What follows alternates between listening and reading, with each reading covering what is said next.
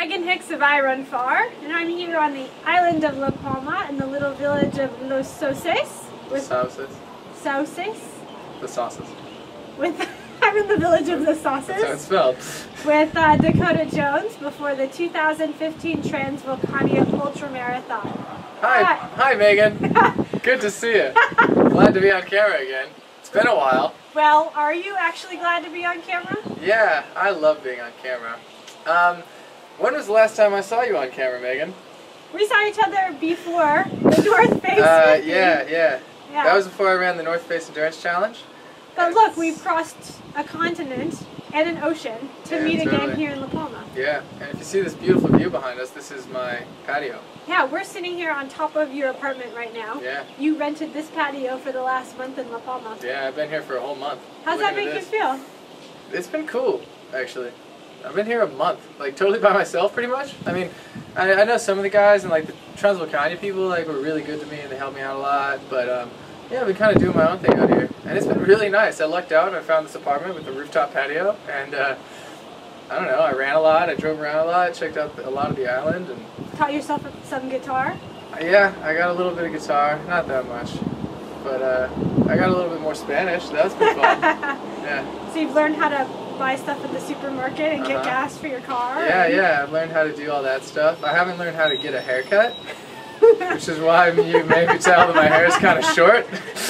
Because I was like, I just want it more short, más corto. And he was like, what? And I don't think he understood. So he said something about chicos, and I was like, yeah, this is a boy, I'm a boy, that'll work. And this is what he did. So now my hair's a lot shorter, but I don't know, you know, it's all about traveling. Well, we're here sort of on the far end of La Palma Island. You're in a little village here, but you're kind of separated from most of the developed area of the island. What's it been like being here, kind of having this really close encounter with an isolated island out in the middle of the ocean for a month? It's pretty cool. It doesn't feel that isolated. No? I mean, you're like, I guess technically on this island in the middle of the ocean, but like it's not like a third world country. I mean, it's very much Spain. You know, you can go to the grocery store, you can go down and just like there's like shops and touristy things. It's very much like any other place in Europe, except that you know the geography is pretty striking. Like it's this huge volcano in the middle of the ocean, which is really cool. And so it hasn't really felt like that remote because I mean I come home and I can get on the internet and like call my mom, right? Like.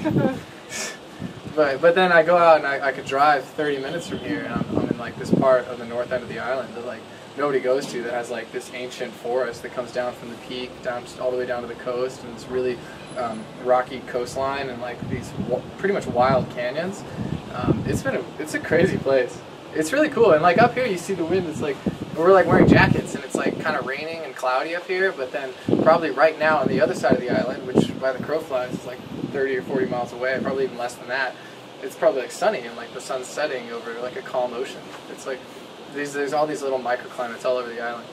It's really neat to see that. You've done Transvulcania twice before, and now you've come and you kind of had this extended encounter with the place. And this is a race that sort of travels across much of the island, and you see like all the different ecosystems. You travel from sea level up to its highest point and back to sea level again.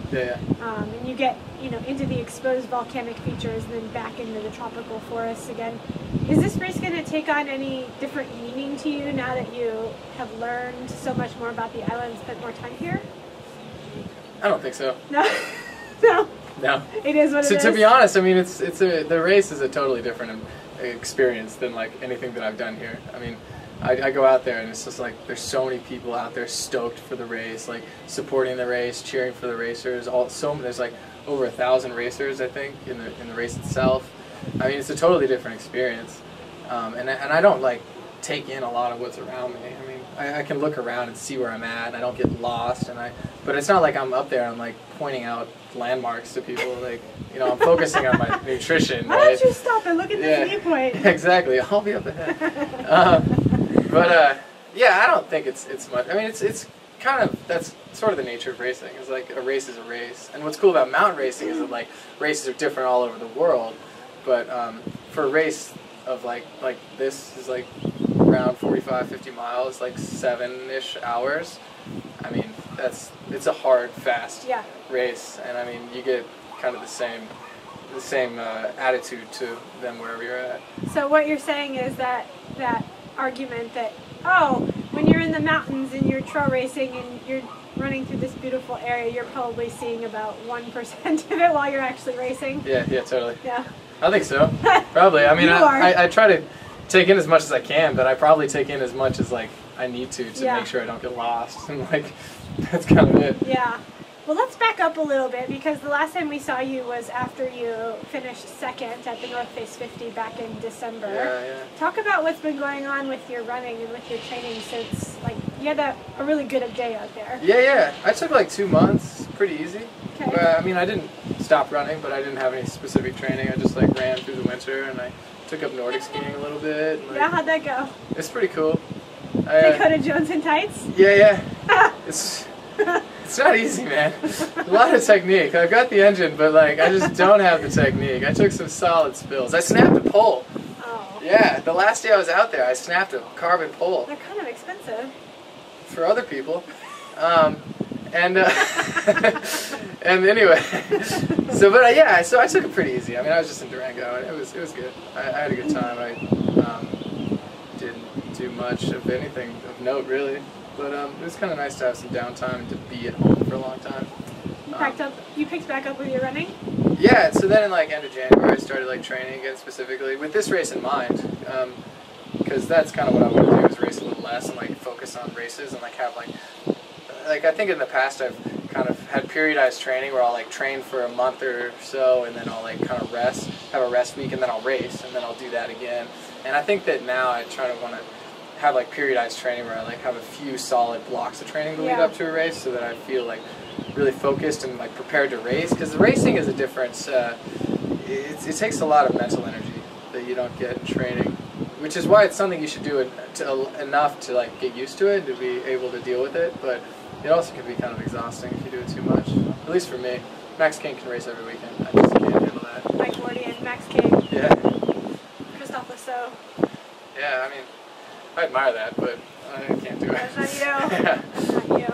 So you've been here for a month. You probably had some pretty focused weeks of training while you were here. Talk about a little bit what you did for your training. I think my training's gone like more consistently better than ever before. Okay. Just because, like, you know, I'm out here alone. I don't really have anything else going on. I better be good at training. I like being honest. Yeah. So, but yeah, I mean, the training here is great because a lot of the intervals that I do for training, and I just need like long stretches of uphill. And I mean, on La Palma, you get like stretches of uphill that are like 20 kilometers long, at like 25% up to the peak. It's ridiculous. And so you can just go forever. And you have a 90-minute interval. yeah, I mean, you could do 4 of those and not even reach the summit. It's ridiculous.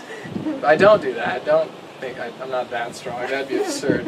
But yeah, so like I just do a lot of intervals, and I'll do some like long runs, and I just try to hit as many other trails as I could, and just like explore different parts of the island, and I don't know, got in the course a little bit. Yeah. This is a pretty incredible island. It's spider webbed with trails. Totally. Have you found it's really, a favorite really well spot developed. or something that you really like? Yeah, I think that if I were to come back here, I might post up near like the town of El Paso, which is above Los Llanos, which is where the finish of the Transvulcania is. Because then there's just kind of this cirque, and you can access a lot of different parts of the island, the trails system there. And yeah, the weather's a little better, but I don't know.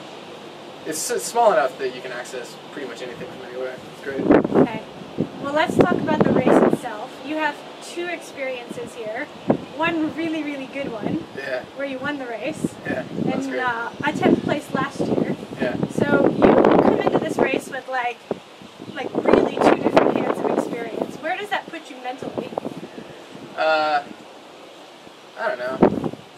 It's hard to say. I don't know how much that would, my racing experience here would really affect my plan, except for the fact that like having raced it before, I kind of know where to go. But other than that, like, I don't know. Having raced 10th place last year, I'm not going to be thinking about that when I'm racing this year. I just go out and race hard from the start, basically. I mean, I'm just going to be like going for it, and like if I can race as well as I did 3 years ago, that'd be awesome. If not, well, that's racing, you know. I'm trying to deal with the pressure. You know, I put so much pressure on myself, and that's one of the drawbacks of not racing as much. Is that like the races you do have a little more pressure, but like it's all like self-imposed. I really want to do well, but you know, I want to just feel strong and have a good race, and I think I'm prepared for it. But it'll be exciting to go out there and see what happens, because there's a lot of really strong guys here this year, and I don't know how I stack up against them, but that's kind of what the point of racing is. Yeah. You know, I meet a lot of different racers and a lot of different, like, sort of mental approaches to racing, and you're one of the people that I know who puts the most mental pressure on themselves. Like, a lot of people sort of feel external pressure, sort of coming from media, coming from sponsors, coming from other people that are racing, but you put a lot of pressure on yourself. Where does that come from? Yeah, I've had a lot of time to think about that this month. I think it's because I don't have a job. Somebody want to hire this guy? I think I need like a part-time job or something, because like it's sweet that I can like travel like this, and I mean I live pretty frugally, I guess, and quiet. I don't need a whole lot, but like I think that like because I don't have anything else going on, I just like, oh shit, damn, I better do well at this race, or else the hell am I doing, you know? Or maybe that's not it. Maybe I just like, I don't know. I don't think I'm alone in aspiring to do well. I think everybody puts a lot of pressure on themselves. I mean, I was talking with Anna, and she was like telling me to get like a sports psychologist to talk to about it, like, because she said she's done that, and it's like a great idea, like to learn how to deal with pressures like that. Because I mean, if you look at other sports too, other people deal with pressure, and I think that's a huge part of like competing at a high level, is like dealing with the pressure, not just like competing and training, preparing, and racing, but like really learning how to like handle like the expectations. And I think a lot of those are internal, and I don't think I'm alone in putting so much pressure on myself. Maybe I'm just more transparent about it. Maybe you're just more transparent about it. I'm just not as a little tough. more honest. Yeah. So you kind of skipped answering my question before. I mean, you had a really, really good day 3 years ago at this race, where those like stars aligned, like fireworks came in the air, roses were passed around, and then you had last year where you kind of grinded it out. Yeah. But you still finished inside the top 10, but it was like a grind, basically. Yeah. I mean, does it give you, knowing that, like, kind of worst case scenario is grinding to just inside the top 10, does that like give you any peace or give you any solace that it can't be that bad? Yeah, I mean, at the end of the day, I remember last year, like, when I kind of realized I wasn't going to be able to race hard, and I just, like, kind of dialed it back a notch. I just, like, it's a great race. Like, that's what it comes down to, is, like, the reason I'm here is because it is a cool event. I mean, I could be doing a lot of different races, and I choose to be here because, you know, even if I don't see a whole lot of what I'm going through, I do see some of it, and I do get to run over this peak and, like experience like the atmosphere of the race and the culture of the people and everything. Like, that's a cool thing to be part of, by the way. And yeah, I mean, I trust that I can, like, you know, grind out a pretty good finish nonetheless. I don't know. I don't want to put too much pressure on like position, really. Yeah. I just want to race as hard as I can. See what happens. Yeah. I mean, I want the other guys to be really good too, because that'll make me better too, you know? I mean, that's what's really fun about it. My last question is about the other guys. I mean, there's all kinds of racing styles that come into this race. There's like, you know, sort of like the fast off the start and try to hold it style. There's like the conservative, hang behind the leaders and like wait for, you know, blow-ups and fireworks. Like, whose style do you think your own most aligns with? Do you foresee yourself spending a little time with people? Well, that's awesome. It's 9 o'clock. Yeah, I generally do. I don't want to run off the front a lot. I think 3 years ago I kind of did, but that's not intentional. It's just like I really try to run my own race, and I don't want to run off the front a lot. But if I'm like feeling great and I feel like I can maintain it, like I will. But that's not going to happen here. I can assure you that. Like, at least not at the start. You know, like, these guys are super strong, and a lot of them go out hard. And usually at a race like this, it's just a matter of like keeping up and trying to maintain a smart pace without like letting them get too far ahead early on. But ideally, I'll like know a few of the guys, like know who they are, and try to stay with them. Yeah. You know, there's always a bunch of dark horses that like I've never heard of or seen who could totally like win the whole race, and maybe they go off hard and win the thing. Like, that could happen. But I feel like it's pretty reasonable to expect, like the guys that I know who've done well here before, I could stay as close to them as I can for as long as possible, and if towards the end I can pull ahead, all the better. All the better. All the better. Okay, well, best of luck to you out there. Thanks a lot. Thank you for sharing your rooftop, I don't know, getaway. Yep, With, on the patio. The Dakota Jones patio. Yeah, I can't think of a better one. Thanks, Dakota. Good luck. Yeah, thanks.